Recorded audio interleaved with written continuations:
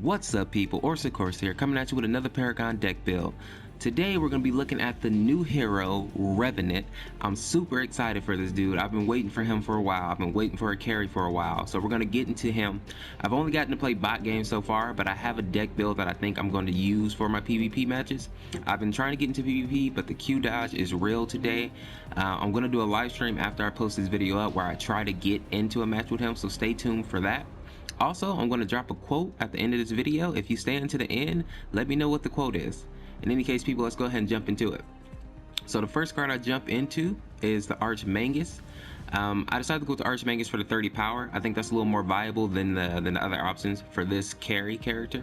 So once you get Aura Prime, you get the 30 power, you get your health regen, all that good stuff. So that's all good. In the consumables, I kept it really simple. I went Health Potion, Scout's Ward, Strike Token. You want to keep your vision early on, especially on a carry, especially an assassin type character. This man is meant to snowball, so you do not want to get behind because he has the potential to get very far ahead, especially with the way his ultimate works with that bounty.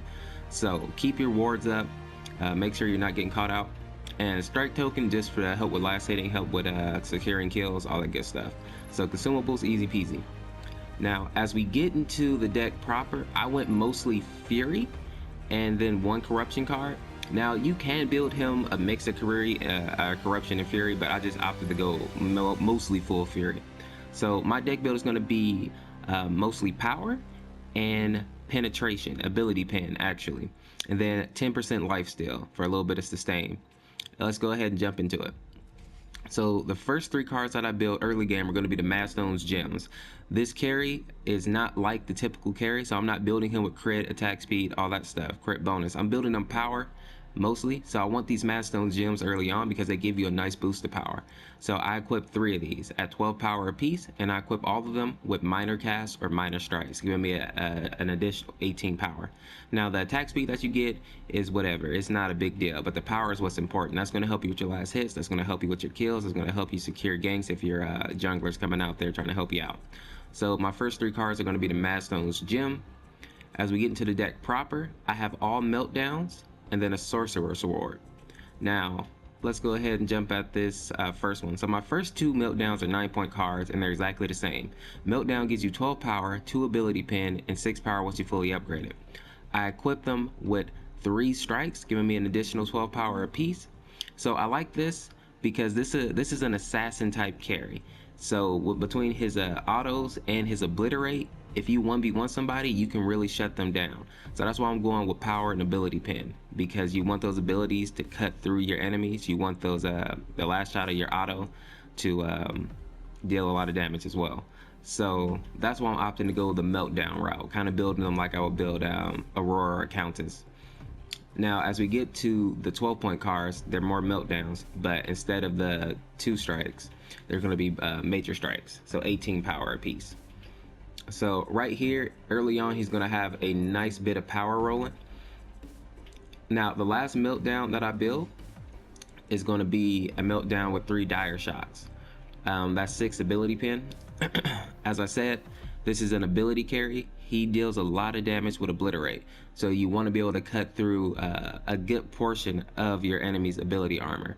So that's why I go with the dire shots, giving a whole card basically to just penetration. Now the last card that I'm building is actually the Sorcerer's Ward.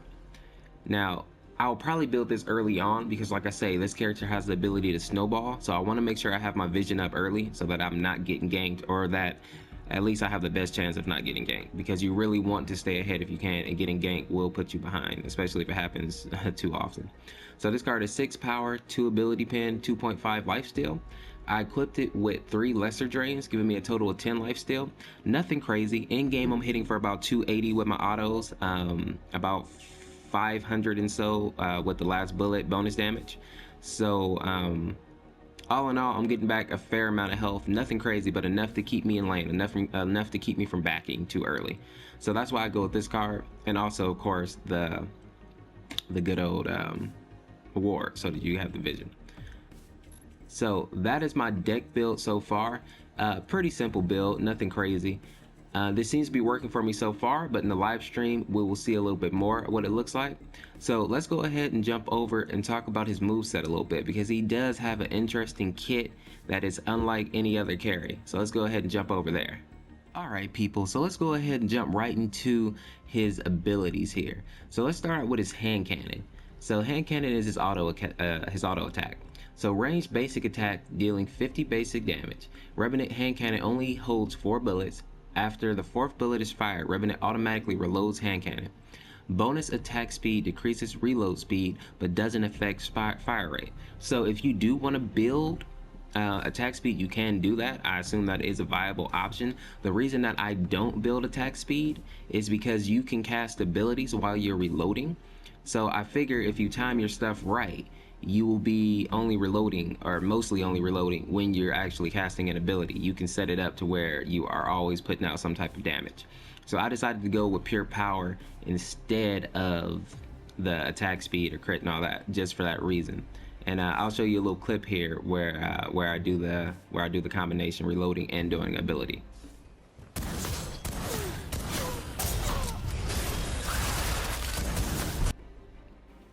Now the next move here is going to be Hellfire Rounds.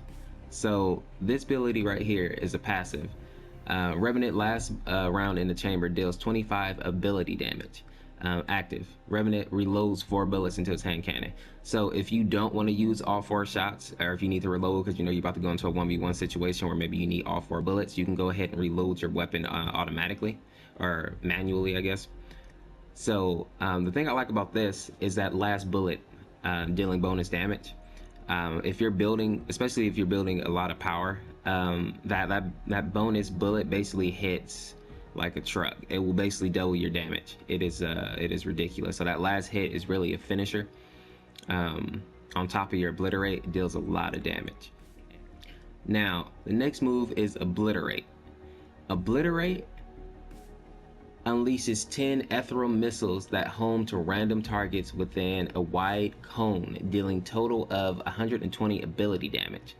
Now the thing to note about this move is if there are like minions around your enemy, the minions will also take some of those hits. So you want to only use this if you can when it's a 1v1 situation. You can isolate your target a little bit, or else it will spread among everybody else.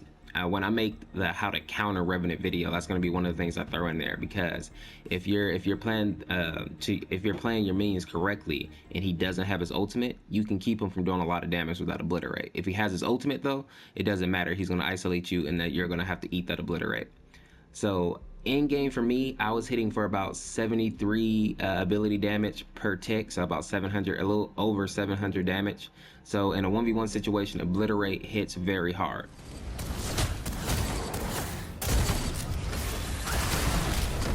So good move.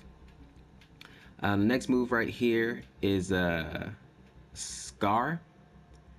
Now Scar, this one is something that you should keep up at all times if possible, because Scar that targets enemies for 5 seconds. The next 3, 4, 5, 6 instances of damage from Revenant trigger bonus ability damage. So if you hit him with the Scar and then you hit him with the obliterate, or hit him with your autos, whatever, if you start doing damage, it's going to do bonus damage. So you want that on there. That's a great combination with your obliterate, because it literally obliterates people. So you want to keep that Scar up as often as you can, especially on high priority targets like the enemy carry, or if I guess Seraph would be a carry, but whoever is wrecking your team right now, that's who you should throw that Scar on. That's who you should focus with your ultimate, your obliterate, get them out of the fight. Now his ultimate is last here, and I love his ultimate. It says Revenant pulls himself and his target into the nether realm for 6, 7, 8 seconds, dealing 20 ability damage, killing his opponent inside the nether realm, grants 600, 800, 1000 bonus CP. Now I like this move for several reasons, one of which being he can snowball with this. If you're getting in there, if you're getting into those 1v1 situations and you're winning, you can really start to stack up card points very quickly, and that will put you ahead of the enemy team, especially the enemy carry. Now if you toss that on top of your team rotating correctly and getting the raptor buffs, the raptor camps, you definitely can get ahead very quickly with Revenant. The other thing I like about this is that it can also be used to save your team. Let's say you have who's wrecking hell right now? Seraph. Let's say Seraph is just walking through the team. She is just swinging, destroying your people, or Greystone, whoever. You can actually cast Reckoning on these people, and you can take them out of the fight. Now that doesn't mean you have to fight them necessarily. You might just run away. But the idea is that you give your team a second to escape. Or if somebody gets caught out, let's say your healer gets caught out, or your support gets caught out rather, you can use Reckoning on whoever caught them out, Chimera or whoever, and you can save them possibly, as long as you don't risk yourself in doing so. But you can use this to engage, you can use it to disengage from a fight. So I like this because it's not just a one-trick pony. You can use it in many different ways.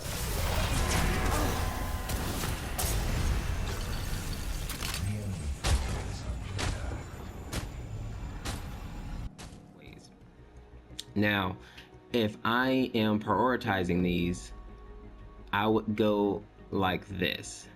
The first move that I usually grab is going to be the Obliterate, because it helps you with the farm. It helps you if you are trying to gank and you can get them in a 1v1 situation. Even early game, Obliterate hits fairly hard, so it's a good finisher. The next move I would go for would be Scar. I like this because it pairs well with the Obliterate.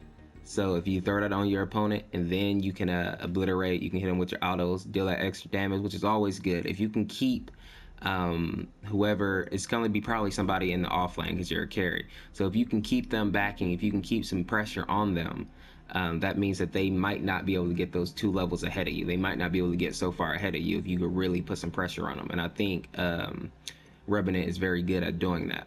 The last one that I would upgrade would be the Hellfire Rounds.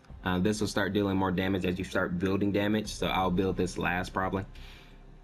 And of course, Reckoning I would prioritize over all of them. So people, that's how I'm building my Revenant right now. Let me know what you think about it down in the comments below. Let me know what you're thinking of Revenant if you gotten to play them yet. Like I said, I'm going to be doing a live stream here pretty soon, so make sure to come join that. I look forward to seeing you. If you like this video, make sure to drop a like, subscribe if you're not subscribed already, and share the video out. It helps me out a lot, and maybe somebody else will like my deck build. As always people, I appreciate you coming and watching the video. That's awesome. If you stayed until the end, I'm gonna put a quote up right here. If you know where it's from, put it in the comments. Alright people, this is Sorcerer. We'll see you in the live stream. Have a great day. Peace.